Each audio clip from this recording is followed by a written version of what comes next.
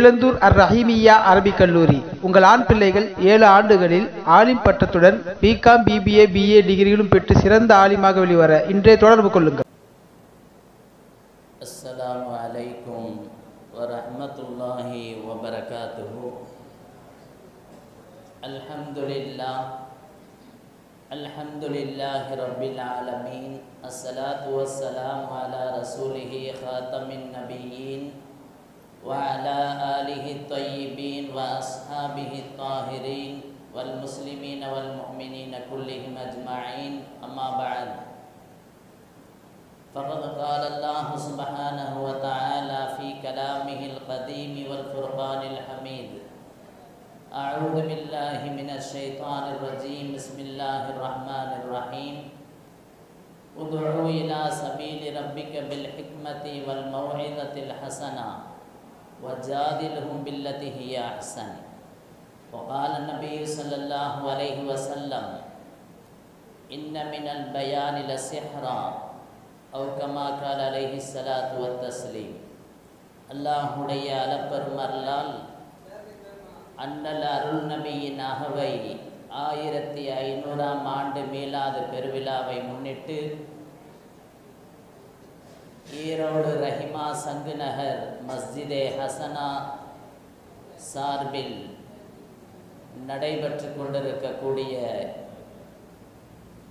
சுந்தர நபியின் வாரிசுகள் சங்கமிக்கும் சுவைமிகு சுழலும் சொல்லரங்கம், இந்த அற்புதமான நிகழ்ச்சிக்கு தலைமை ஏற்று சீரும் சிறப்போடும் நடத்தி கொண்டிருக்கக்கூடிய இந்த மஸ்ஜிதின் முத்தவல்லி சாஹிப் ஜனாப் EAK அபூபக்கர் சித்திக் சாஹிப் அவர்களுக்கும் முன்னிலை வகித்து சிறப்பான முறையில் இவ்விழாவினை நடத்தி கொண்டிருக்கக்கூடிய நிர்வாக பெருமக்கள், இங்கே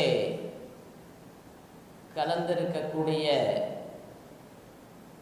உலமா பெருமக்கள், ஜமாத்தார்கள், தாய்மார்கள், மாணவ மாணவிகள், உங்கள் அத்தனை பேருக்கும் இஸ்லாத்தின் காணிக்கையான மீண்டும் ஒரு முறை சலாமை சமர்ப்பித்த வண்ணம் தொடங்கிய உரையை தொடர்கிறேன்.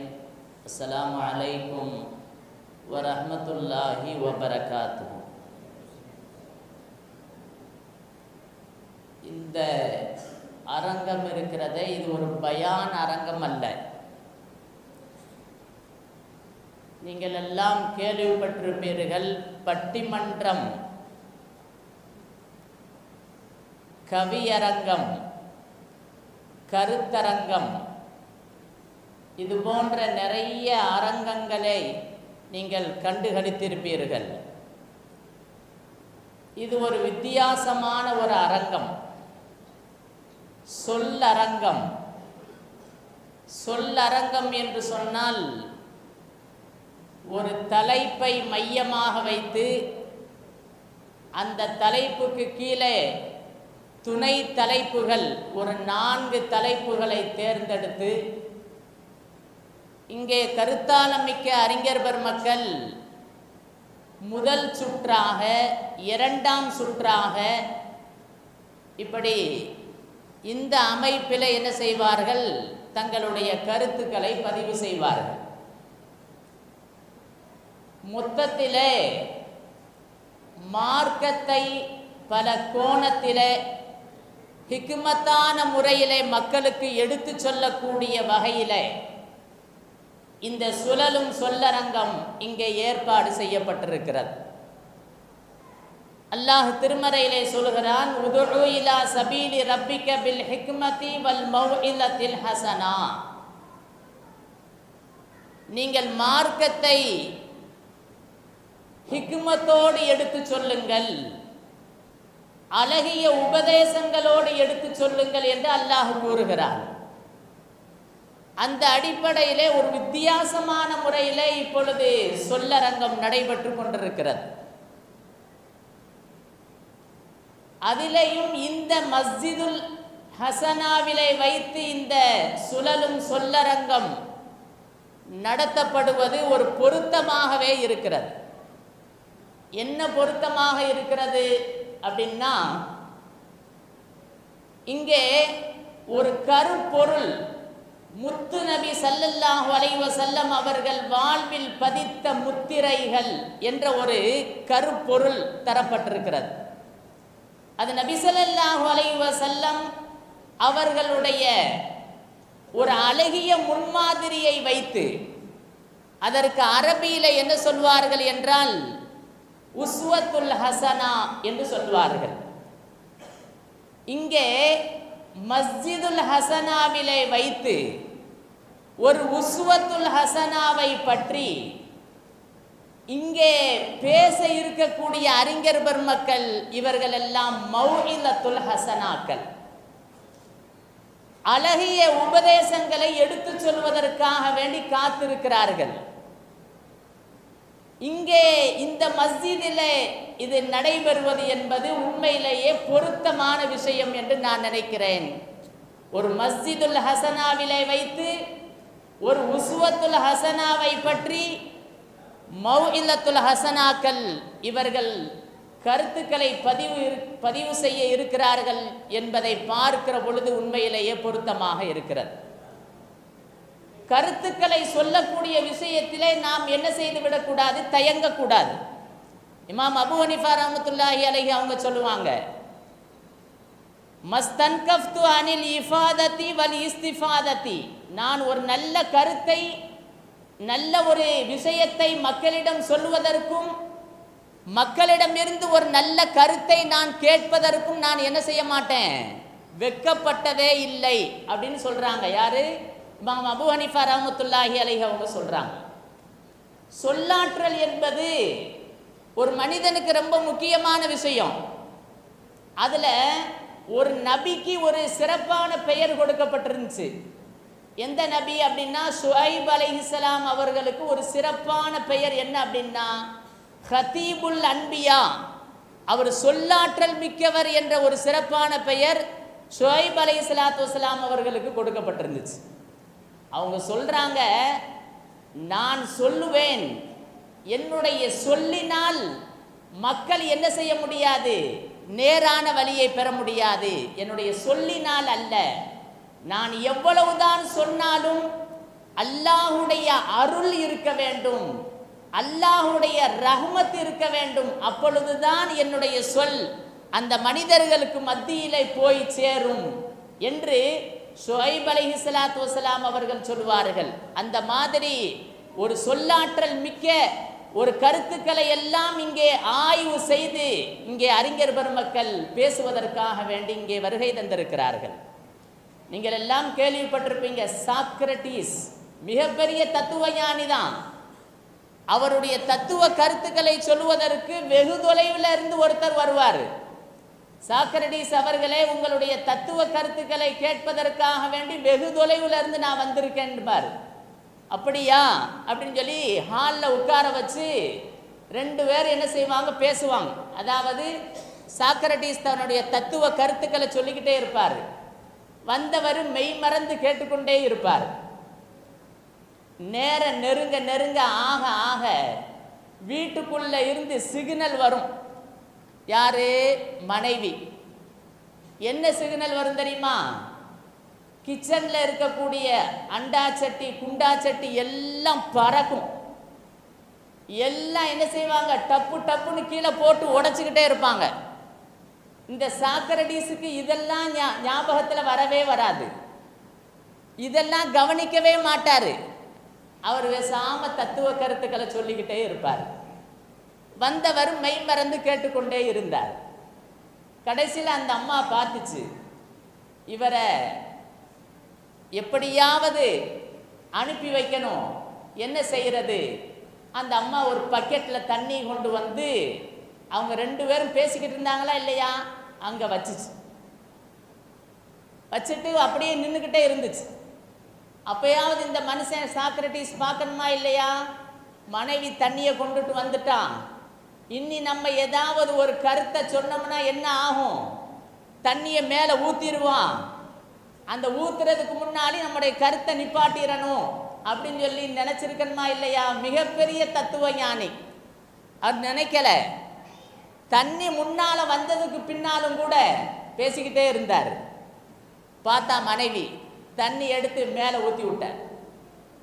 சாக்ரடிஸ் அந்த தண்ணியெல்லாம் அப்படியே உடம்புல தொடச்சிட்டு சொன்னார் வந்தவரை பார்த்து, என்ன சகோதரரே, என்ன மெய் மறந்து உட்கார்ந்துருக்கீங்களே, என்ன ஒன்றும் கவலைப்படாதீங்க, கொஞ்ச நேரத்துக்கு முன்னால் வீட்டுக்குள்ளே இடி இடிச்சிச்சு, இப்போ மழை பொழியுது அப்படின்ட்டார்.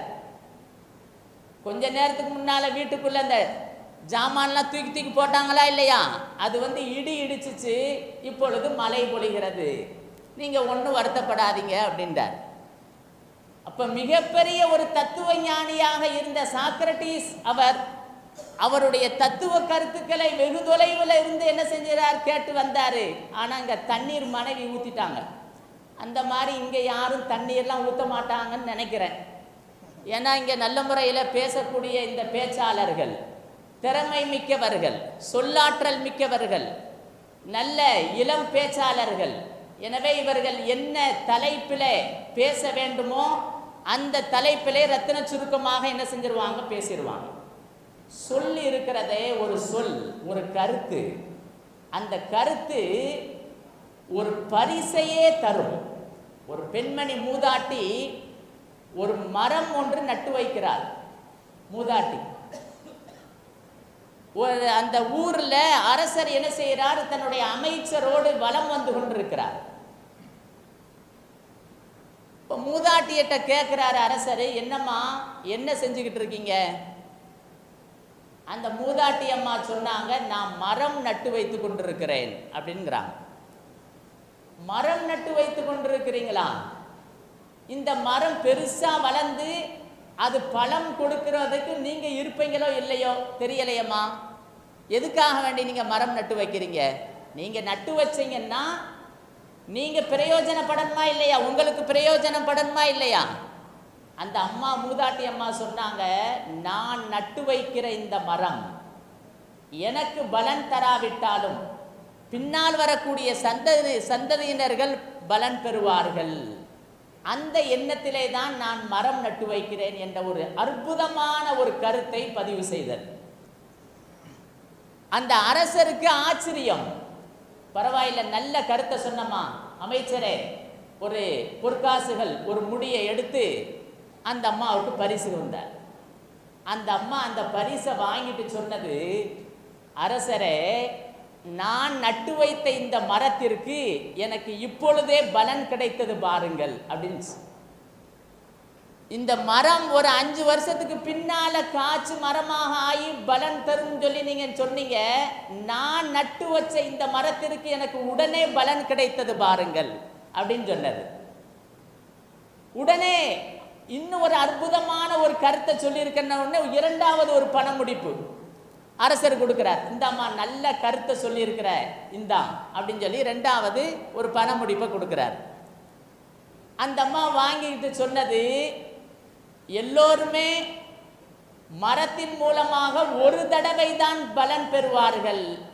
நான் நட்டு வைத்த இந்த மரத்தின் மூலம் நான் 2 தடவை பலன் பெற்றேன், எனக்கு 2வது பரிசு கிடைச்சிச்சு அப்படிங்கிறது.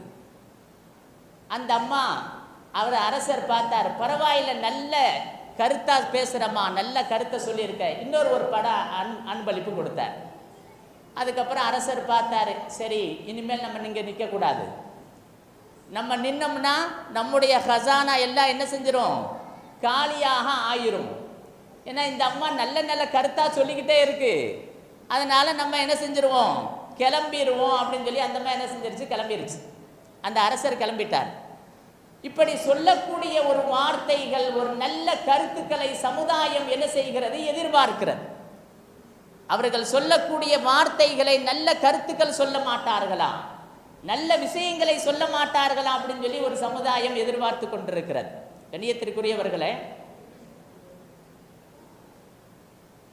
சுழலும் சொல்லரங்கம் ஒரு தலைப்பை மையமாக வைத்து அதிலிருந்து பல்வேறு கருத்துக்களை ரசூலுல்லாஹி ஸல்லல்லாஹு அலைஹி வஸல்லம் அவர்களுடைய காலத்திலேயே என்ன செய்தார்கள், சொன்னார்கள். ஹஸரத் அலி ரலியல்லாஹு அன்ஹு அவர்கள் உடல்நிலை சரியில்லாத பொழுது அவர்களை பார்ப்பதற்காக வேண்டி நபி ஸல்லல்லாஹு அலைஹி வஸல்லம் அவங்க போறாங்க. அபூபக்கர் ரலியல்லாஹு அன்ஹு, உமர் ரலியல்லாஹு அன்ஹு, உஸ்மான் ரலியல்லாஹு அன்ஹு, அதே போல ஆயிஷா நாயகி ரலியல்லாஹு அன்ஹா இவர்கள் எல்லாம் சென்றிருக்கிறார்கள். அலி ரலியல்லாஹு அன்ஹு அவங்க ஒரு தட்டுல தேனை ஊற்றி வந்த விருந்தாளிகள் நீங்கள் சாப்பிடுங்க அப்படின்னு சொல்லி தேனை ஊற்றி என்ன செய்கிறாங்க, கொடுக்குறாங்க. அந்த தேனில் ஒரு முடி விழுகிறது இருந்திருக்கிறது. நபி ஸல்லல்லாஹு அலைஹி வஸல்லம் அவங்க சொன்னாங்க, இங்கே ஒரு 3 பொருள் இருக்கிறது.